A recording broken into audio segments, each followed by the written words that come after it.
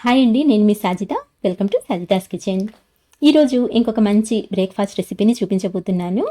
గోధుమ పిండి ఇంకా మన కిచెన్లో ఉండే సింపుల్ ఇంగ్రీడియంట్స్తోనే అప్పటికప్పుడు చాలా ఈజీగా ప్రిపేర్ చేసుకోవచ్చండి. టేస్ట్ అయితే చాలా చాలా బాగుంటుంది. టిఫిన్లోకైనా సరే, లేదా డిన్నర్లోకైనా, లేదా పిల్లలు స్కూల్ నుంచి రాగానే వాళ్ళ కోసమైనా సరే తక్కువ నూనెతో ఈ హెల్దీ దోశల్ని ప్రిపేర్ చేశారంటే అందరూ చాలా ఇష్టంగా తింటారండి. చాలా బాగుంటాయి. పైన కొంచెం క్రిస్పీగా ఉంటాయి, లోపల నుంచి మెత్తగా సాఫ్ట్గా చాలా టేస్టీగా ఉంటాయి. సో తప్పకుండా ట్రై చేయండి. వీటిని ప్రిపేర్ చేయడానికైతే ఫస్ట్ ఒక మిక్సర్ జార్ తీసుకొని ఇందులోకి 1 కప్పు వరకు గోధుమ పిండిని తీసుకోండి. అలాగే 2 టేబుల్ స్పూన్ల వరకు సూజీ రవ్వని కూడా యాడ్ చేసుకోండి. నెక్స్ట్ ఇందులోకి 2 టేబుల్ స్పూన్ల వరకు కడిగిన బియ్యం తీసుకొని ఈ బియ్యాన్ని కూడా ఇందులోకి యాడ్ చేసేసుకోవాలండి. ఇలా మనము రవ్వ బియ్యం వేయడం వలన దోశలు పైన కొంచెం క్రిస్పీగా వస్తాయన్నమాట, లోపల నుంచి అయితే సాఫ్ట్గా ఉంటాయండి. ఇంకా నెక్స్ట్ వచ్చేసి 2 పచ్చిమిరపకాయలని కూడా యాడ్ చేసుకొని, అలాగే 2 వెల్లుల్లి రెబ్బల్ని పైన పొట్టుని తీసి వేసుకోండి. ఇప్పుడైతే 1/2 కప్పు వరకు పెరుగుని కూడా వేసుకోండి. ఈ దోశల్ని మనము ఇన్స్టెంట్గా ప్రిపేర్ చేస్తున్నాం కాబట్టి ఇలా కొద్దిగా పెరుగు వేసుకున్నట్లయితే మనకు ఆ పిండి అనేది చప్పగా కాకుండా కొంచెం పులిసినట్టుగా ఉంటుందన్నమాట. సో దానివలన టేస్ట్ అనేది చాలా బాగుంటుందండి. ఒకవేళ మీకు ఇష్టం లేకపోతే పెరుగు అనేది స్కిప్ చేసుకోవచ్చు. నెక్స్ట్ ఇందులోకి సేమ్ కప్పుతో 1 కప్పు వరకు నీళ్ళని కూడా వేసుకోండి. ఇప్పుడైతే రుచికి సరిపడా సాల్ట్ వేసుకోండి. నేనైతే ఒక 1/2 టీ స్పూన్ వరకు వేసానండి. మీరు మీ టేస్ట్ని బట్టి ఈ సాల్ట్ అనేది కొంచెం ఎక్కువ తక్కువ అయితే చేసుకోవచ్చు. ఇప్పుడు మనం ఈ పిండిని ఒకసారి మెత్తగా గ్రైండ్ చేసి తీసుకుందాము.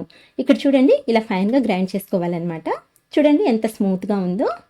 సో ఇలా గ్రైండ్ చేసుకున్న ఈ బ్యాటర్ని అయితే వేరొక బౌల్లోకి ట్రాన్స్ఫర్ చేసుకుందాము.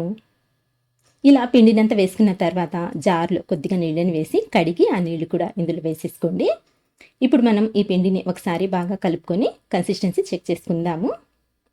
మనకు ఈ పిండి అనేది ఇలా దోశ బ్యాటర్ లాగా ఉండాలండి. మరి పల్చగా ఉండకూడదు, అలానే మరీ థిక్గా ఉండకూడదు. కన్సిస్టెన్సీ అయితే ఈ విధంగా ఉండాలన్నమాట. సో మనకు బ్యాటర్ అయితే రెడీ అయిపోయింది. ఇంకా ఫైనల్గా ఒక చిటికెడంతా వంట సోడా వేసుకోండి. జస్ట్ చిటికెడంత వేసుకోండి, ఎక్కువ వేయొద్దండి. అది కూడా వద్దనుకుంటే స్కిప్ చేసుకోవచ్చు. ఇది మాత్రం పూర్తిగా ఆప్షనల్ అనమాట. సో మనకు ఇంకొకసారి బాగా కలుపుకున్నట్లయితే పిండి అనేది రెడీ అయిపోయింది. సో ఈ పిండిని పక్కన పెట్టుకొని వేరొక బౌల్లోకి 2 మీడియం సైజు ఉల్లిపాయలని ఇలా సన్నగా కట్ చేసుకొని తీసుకోండి. ఇప్పుడు ఇందులోకి ఒక పెద్ద సైజు క్యారెట్ని కూడా ఇలా సన్నగా తురుముకొని ఈ క్యారెట్ తురుముని కూడా ఇందులోకి యాడ్ చేసుకోండి. ఇప్పుడైతే సన్నగా తరిగిన కొత్తిమీరని కూడా వేసుకోండి. ఈ కొత్తిమీర అనేది కొంచెం ఎక్కువే వేసుకోండి, ఫ్లేవర్ బాగుంటుంది. అలాగే 1 టీ స్పూన్ వరకు సన్నగా తరిగిన అల్లం ముక్కల్ని కూడా యాడ్ చేసుకోండి, ఫ్లేవర్ చాలా బాగుంటుందండి. నెక్స్ట్ వచ్చేసి 1 టీ స్పూన్ వరకు red chilli flakes, 1/2 teaspoon వరకు గరం మసాలా, అలాగే 1/2 టీ స్పూన్ వరకు చాట్ మసాలాని కూడా వేసుకోండి. ఇవి కూడా కంప్లీట్గా ఆప్షనలేనండి. ఫ్లేవర్ బాగుంటుంది కాబట్టి నేనైతే వేస్తున్నాను. మీకు ఇష్టం లేకపోతే స్కిప్ చేసుకోవచ్చు. ఇంకా ఫైనల్గా చిటికెడంతా సాల్ట్. ఇలా అన్నింటినీ యాడ్ చేసిన తర్వాత మొత్తం బాగా కలిసేలా ఇలా స్పూన్తో కానీ చేతితో కానీ చక్కగా కలుపుకోవాలి. ఈ స్పైసెస్ అన్ని ఉల్లిపాయ ముక్కలకి చక్కగా పట్టేలా కలుపుకోవాలన్నమాట. సో ఇలా కలుపుకున్న తర్వాత ఇప్పుడు ఈ మిక్చర్ని కూడా రెడీగా పక్కనుంచుకొని స్టవ్ ఆన్ చేసి ప్యాన్ పెట్టుకొని ఇందులోకి ఒక 1/2 టీ స్పూన్ వరకు ఆయిల్ని వేసి ఇలా చక్కగా స్ప్రెడ్ చేసుకోండి. తర్వాత మనం ముందుగా ప్రిపేర్ చేసి పెట్టుకున్న ఈ బ్యాటర్లో నుంచి 1 చెంచా బ్యాటర్ని తీసుకొని ఇలా స్లోగా డ్రాప్ చేసుకోవాలండి.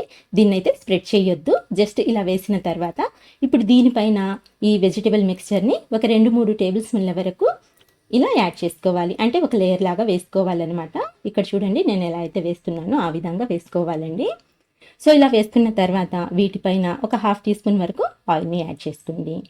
ఎక్కువ ఆయిల్ పట్టదండి, తక్కువ ఆయిల్తోనే ప్రిపేర్ చేసుకోవచ్చు. సో ఇప్పుడు మూత పెట్టేసి ఒక 2 నిమిషాల పాటు లో ఫ్లేమ్ మీద కాల్చుకోవాలి. ఇలా 2 నిమిషాల పాటు ఫ్రై చేసుకున్న తర్వాత మూత తీసి మనము ఈ అట్టుని ఇంకొక వైపుకి టర్న్ చేసుకుందాము. చూడండి ఎంత మంచి కలర్ వచ్చిందో, చక్కగా ఫ్రై అయింది కదండి. ఇప్పుడైతే మూత పెట్టకుండా మరో నిమిషం వరకు ఫ్రై చేసుకుందాము. ఇలా మరో నిమిషం పాటు ఫ్రై చేసుకున్న తర్వాత రెండో వైపు కూడా మనకు చక్కగా వేగిపోయింది. ఈ ఉల్లిపాయ ముక్కలు క్యారెట్ అంతా చక్కగా కుక్ అయిపోయింది అనమాట. సో ఇప్పుడైతే ప్లేట్లోకి తీసేసుకుంటాము. ఇదే విధంగా మిగతా దోశల్ని కూడా ప్రిపేర్ చేసుకోవాలండి.